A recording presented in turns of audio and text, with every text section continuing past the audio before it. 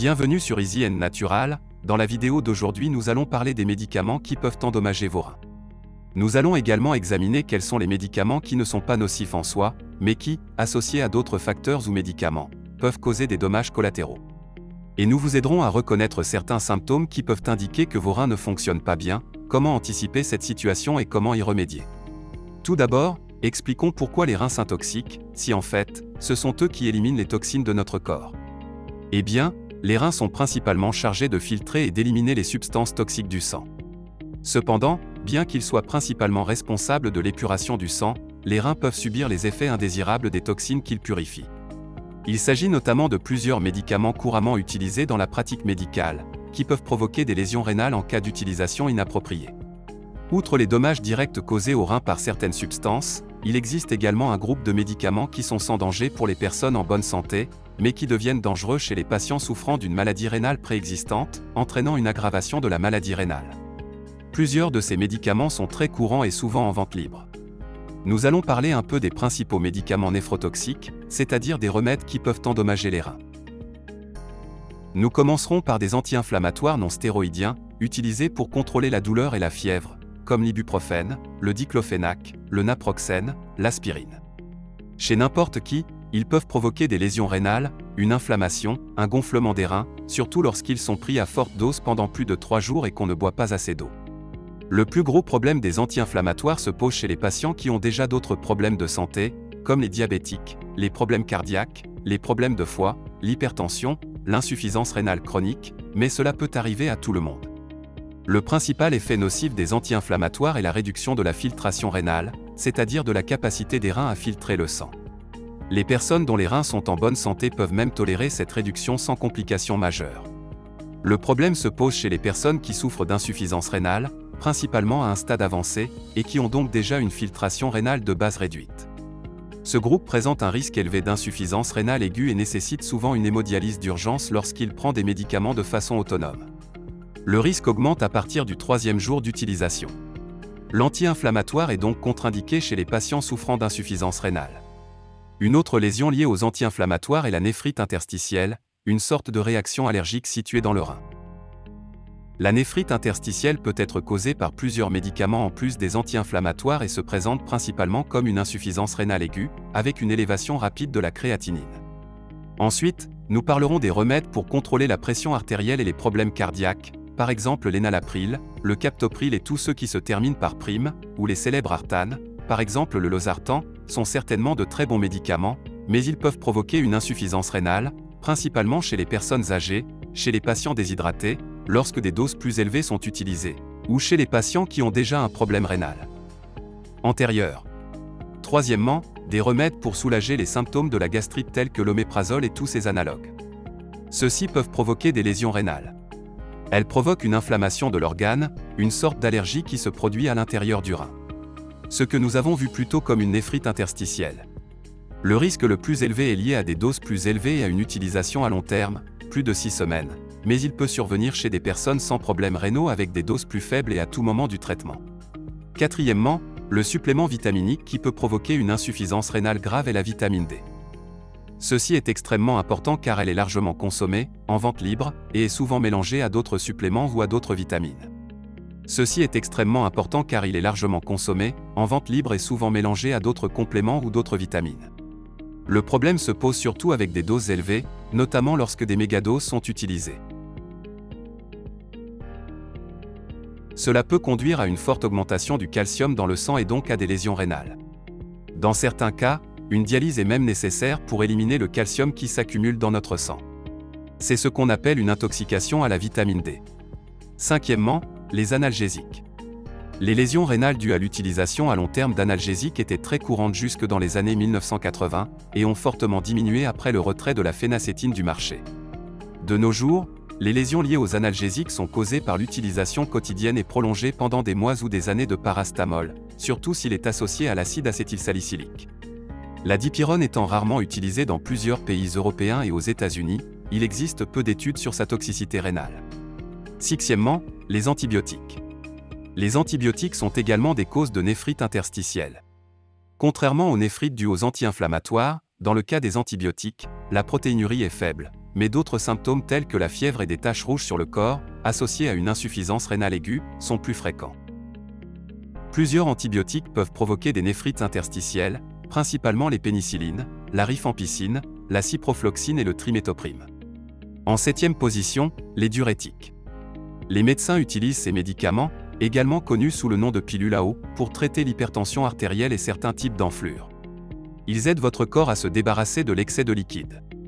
Mais parfois, ils peuvent vous déshydrater, ce qui peut être mauvais pour vos reins. Or, tous ces médicaments que nous nommons sont, d'une manière ou d'une autre, mauvais pour la santé de nos reins, et donc pour notre santé globale. Mais ils n'ont pas tous les mêmes effets et ne nuisent pas de la même manière. Nous pouvons donc faire la distinction entre ceux qui ont des effets directs et ceux qui ont des effets indirects. Les dommages peuvent être causés par une lésion directe du médicament, c'est-à-dire parce que les substances chimiques qui composent le médicament attaquent directement le rein. C'est-à-dire qu'il endommage les cellules.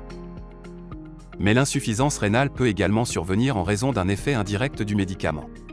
C'est-à-dire que dans ce cas, ce n'est pas le médicament de la substance chimique qui endommage directement le rein, mais l'effet qu'il a sur l'organisme ou sur un autre organe, et qui finit par endommager le rein. Dans le premier cas de dommage direct, nous avons, par exemple, ce que je vous disais à propos des antibiotiques, des remèdes pour la gastrite, dans lequel ces remèdes peuvent directement provoquer une inflammation, une allergie à l'intérieur du rein, endommager directement ces cellules, ce que nous avons appelé la néphrite interstitielle, et cela peut arriver avec n'importe quelle dose. Autre exemple très important, les antiviraux comme la cyclovir, qui est utilisé pour traiter l'herpès labial, par exemple. Ce remède peut provoquer la formation de cristaux à l'intérieur du rein, ce qui l'endommagera directement. Cela peut être évité en buvant beaucoup d'eau. Examinons maintenant un exemple de préjudice indirect par des remèdes, par exemple l'utilisation de fibrates, qui sont des médicaments pour réduire les triglycérides. Chez certains patients, ces médicaments provoquent des lésions ou la destruction de nos cellules musculaires, un état que nous appelons rhabdomyolyse. Cela entraîne la destruction de la cellule musculaire et la libération d'une substance toxique pour les reins. Un autre exemple de dommage indirect est celui qui se produit avec l'utilisation de diurétiques comme le furosémide, par exemple, qui est utilisé chez les patients ayant des problèmes de foie, de cœur ou de rein et qui ont tendance à retenir les liquides et doivent éliminer l'eau. Ce qui se passe ici, c'est que l'effet diurétique est dans certains cas très marqué, ce qui amène la personne à uriner trop et à éliminer beaucoup d'eau de son corps. Cela peut entraîner une déshydratation, une baisse de la tension artérielle, ce qui endommage indirectement les reins. Et pour conclure la vidéo d'aujourd'hui, parlons de certains symptômes que l'on peut observer pour identifier que vos reins sont en mauvais état. Au début, il n'y a pas de symptômes et elle est détectée lorsque vous faites, par exemple, une analyse de sang pour une autre raison, lorsque vous voyez que votre créatinine sanguine est élevée ou lorsque vous faites une analyse d'urine pour une autre raison et que des protéines apparaissent dans l'urine de manière inexpliquée. Souvent, le coupable est le médicament que vous prenez, mais dans d'autres cas, le patient peut présenter des symptômes subtils comme des vertiges, un petit gonflement des pieds, qui sont attribués à une autre raison. Une gêne non spécifique, que vous ne pouvez pas identifier mais que vous ne pouvez pas non plus attribuer spécifiquement au rein. Dans d'autres cas, le patient peut commencer à uriner moins, la miction normale se situant entre 1 et 3 litres environ, en fonction de la quantité de liquide que vous buvez, de la nourriture que vous mangez.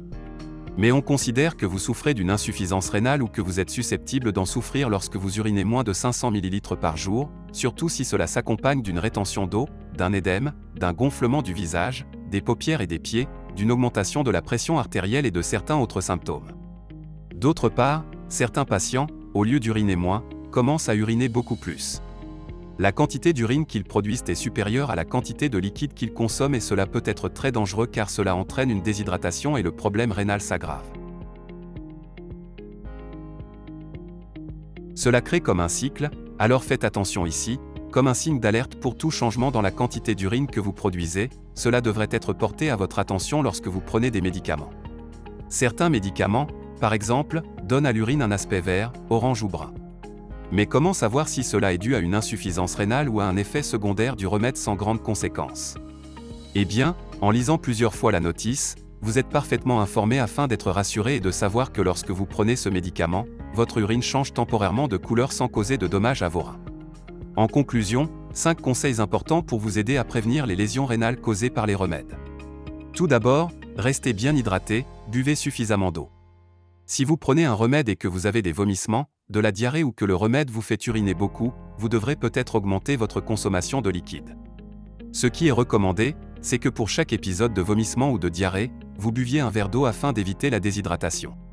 Il en va de même si vous faites de l'exercice physique, vous devez augmenter votre consommation.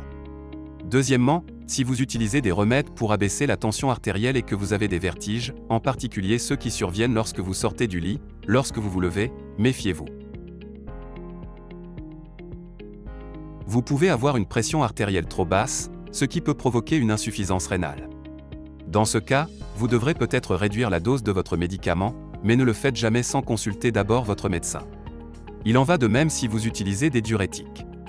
Si vous avez très soif, si vous pensez que vous urinez trop ou si vous avez des symptômes d'hypotension, vous devrez peut-être réduire la dose. Troisièmement, évitez l'alcool, surtout si vous prenez des médicaments, non seulement parce que l'alcool est toxique en soi, mais aussi parce qu'il peut vous déshydrater. Quatrièmement, un autre bon conseil est de ne pas abuser du dosage des médicaments en vente libre, OTC. Évitez d'en faire trop, tant en ce qui concerne la quantité par jour que la durée d'utilisation du médicament. Et si vous avez du mal à contrôler un quelconque symptôme, consultez toujours votre médecin. Cinquièmement, une autre erreur importante à éviter est celle des interactions dangereuses, c'est-à-dire la polypharmacie, c'est-à-dire le mélange de médicaments, surtout sans consultation préalable de votre médecin, car l'effet nocif d'un médicament peut potentialiser l'effet d'un autre. Et en prime, pour avoir été jusqu'ici dans la vidéo, je vous donne la dernière astuce ou le dernier conseil, peut-être le plus important, non seulement pour la santé de vos reins, mais pour votre santé tout entière. Une chose très importante, faites les contrôles nécessaires, non seulement pour voir si vous avez d'autres problèmes, mais aussi pour connaître votre état de santé et prévenir d'éventuelles maladies. Si vous avez aimé cette vidéo, partagez-la avec votre famille et vos amis, abonnez-vous à la chaîne et aimez-la.